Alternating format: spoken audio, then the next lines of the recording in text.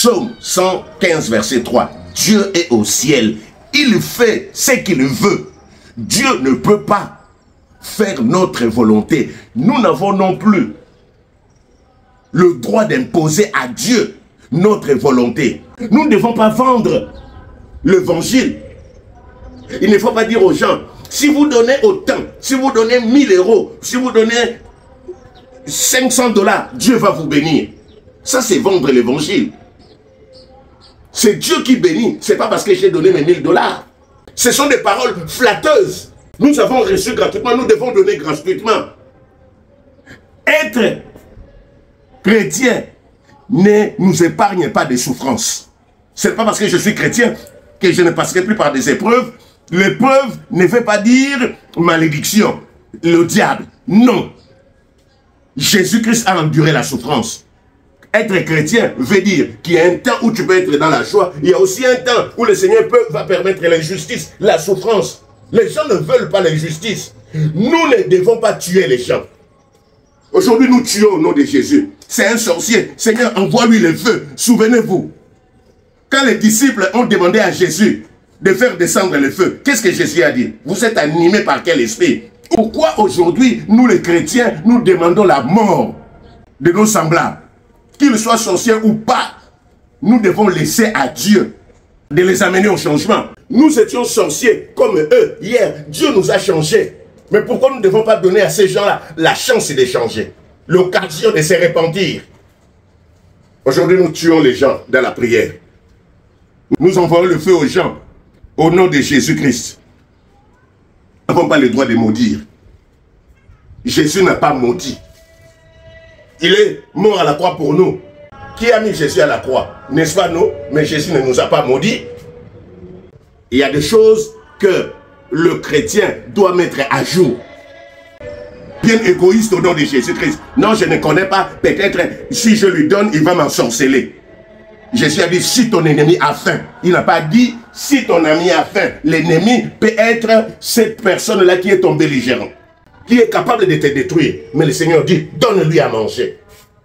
Revenons sur le vrai valeur, les fondamentaux. Une sœur m'a dit, d'ici la fin de l'année, si je ne me marie pas, je quitte l'église. Je dois me marier. J'ai prié, j'ai jeûné, mais je ne me marie pas. Bien aimé, soyons sérieux. Ma soeur, sois sérieuse.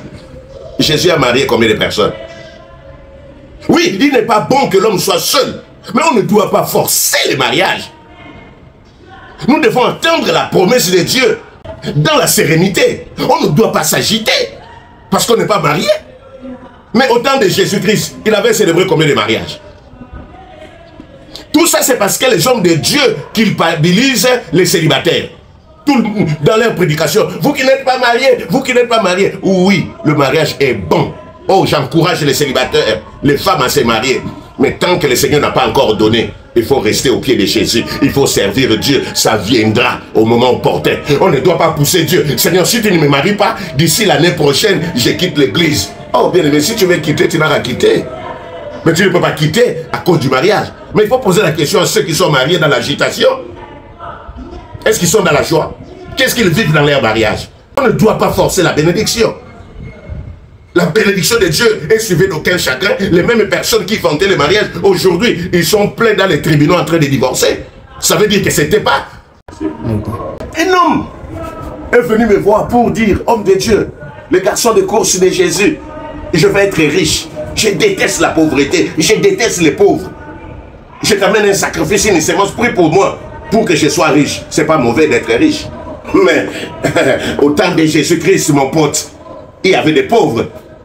Ce n'est pas la prière qui fait de nous des riches. C'est Dieu. Il fait ce qu'il veut. Il est au ciel, il fait ce qu'il veut. S'il veut t'enrichir, il va t'enrichir. Qui dit que tout le monde doit être riche au temps de Jésus? Jésus n'a pas fait de tout le monde des riches. Il n'a pas enrichi tout le monde. Il y avait des pauvres, il y avait des riches. Au temps des apôtres, il y avait des riches. Pour qu'il n'y ait pas d'indigents, qu'est-ce que les riches faisaient? Ils amenaient leurs biens. Pensaient qu'être pauvre, c'est une malédiction. C'est faux. La pauvreté n'est pas une malédiction.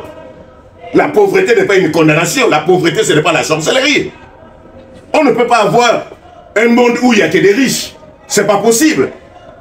1 Samuel chapitre 26, 8. 1 Samuel chapitre 24, verset 4. Aujourd'hui, Dieu te livre ton ennemi. Abishai parlait à David. Nous connaissons l'histoire, comment est-ce que le roi Saül a poursuivi David près d'une dizaine d'années ou plus. Et pendant que David était au fond de la caverne, la Bible nous dit, le roi avec ses 3000 hommes sont rentrés aussi dans la caverne. David était au fond et le roi dormait. Abishai dit, aujourd'hui Dieu te livre. Où est passé l'amour? L'amour n'existe plus au milieu de nous. L'amour n'existe plus dans ce monde. David avait le droit de tuer ces messieurs. Cet homme-là poursuivi. C'est-à-dire, si David l'avait tué, tout le monde allait acclamer David. Tout le monde allait dire, non, ce papa avait exagéré, ce roi avait exagéré, l'enfant s'est défendu. Mais la Bible nous dit, David, son cœur a tremblé. David n'a pas touché l'homme de Dieu. Il dit, je ne peux pas toucher loin de l'Éternel. Où est passé l'amour? Même à l'église, on ne s'aime pas. Il n'y a plus l'amour entre nous. On se critique, on s'insulte. Mais vous allez voir, la personne va jeûner pendant 40 jours, pendant 21 jours, pendant autant de jours. Mais son cœur est prêt à tuer, à se venger. Nous oublions qu'à moi la vengeance, à moi la rétribution. Il y a des choses que nous devons mettre à jour. Quoi? Tu seras sauvé, toi et ta famille. Dieu précise, toi et ta famille. Où est passée la compassion? Oh non, ma famille c'est une famille de sorciers, c'est une famille de rebelles, je n'ai pas le droit de prier pour eux. Dieu dit, tu seras sauvé, toi et ta famille, pas la sainte famille, pas la famille des chrétiens, mais la famille de ces sorciers-là, de ces féticheurs, tu seras sauvé. Mais si l'amour, nous allons prier. Mais il y a des gens qui narguent leur famille, mais ils n'ont jamais même prié pour elle. Chers amis, pour terminer, nous devons reconsidérer nos voies. Ça ne sert à rien de venir s'asseoir à l'église, de rester longtemps à l'église et de ne pas avoir un cœur nouveau. Dieu dit, je vous donnerai un cœur nouveau. La repentance même a disparu. Aujourd'hui, c'est seulement, les gens sont contents. J'ai remarqué même là, quand vous prêchez la repentance, tout le monde est triste. Quand il faut adorer Dieu, les gens sont en train de dormir. Mais quand il faut maintenant prier, des prières prophétiques, c'est là où tout le monde dit Amen. C'est pas mauvais, hein? Les prières prophétiques, mais avec un cœur mauvais, tu peux recevoir la bénédiction et aller pourrir en enfer. Or, Dieu n'a pas créé l'enfer pour nous. L'enfer a été créé pour l'ennemi, le diable. Pas pour nous, mais nous devons reconsidérer nos voies. Cher ami, Père, merci. Merci pour ces moments. Merci pour ces quelques minutes d'exhortation. Merci pour la parole. Merci parce que aujourd'hui, nous mettons à jour beaucoup de choses dans nos cœurs, dans nos pensées. Merci pour ta parole. Merci pour la vie de mon frère et ma soeur. Merci Seigneur de gloire. Parce que là où nous avons commencé, nous allons prêcher les valeurs, les fruits de l'esprit, les Saint-Esprit. Nous ne voulons plus l'évangile clientélisme. Nous ne voulons plus les flatteries. Au nom de Jésus. Oui, Amen.